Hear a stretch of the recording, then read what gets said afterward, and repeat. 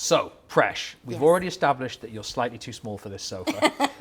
That aside, I'm going to ask you a question you've probably never heard before. Why do people need Wordnerds? Why can't they just stick their customer feedback data into Copilot? The classic. So I suppose it's probably the most common question that we're getting asked at the moment with the AI boom. I think, generally speaking, I would say for the types of people that we work with, CX leaders, insight teams, they're generally responsible for giving reports to board meetings. They need to deliver insights for sort of key strategic decisions that the businesses are making. And in order to do that, you need the data to be robust.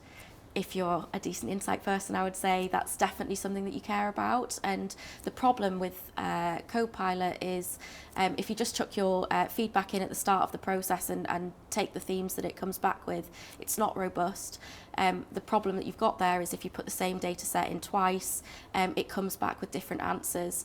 If you're submitting that to the board or to the regulators, if you can't then understand why it's made those decisions or those answers, you can't stand behind it, and ultimately that's the challenge with Copilot at the moment. It's just not designed for this job.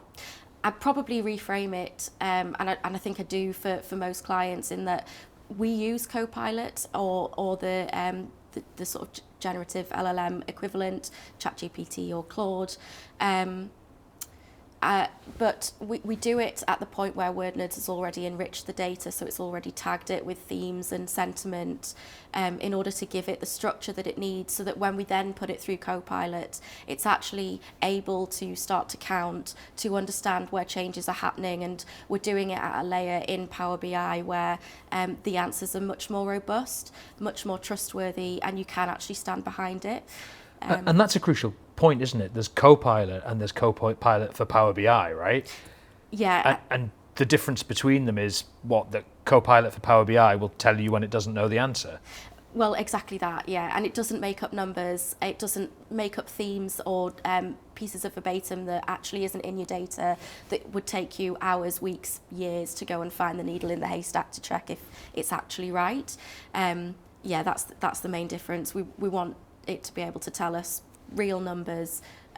When the data's not there, it needs to tell us that too, and not just present a pretty answer. Thank you.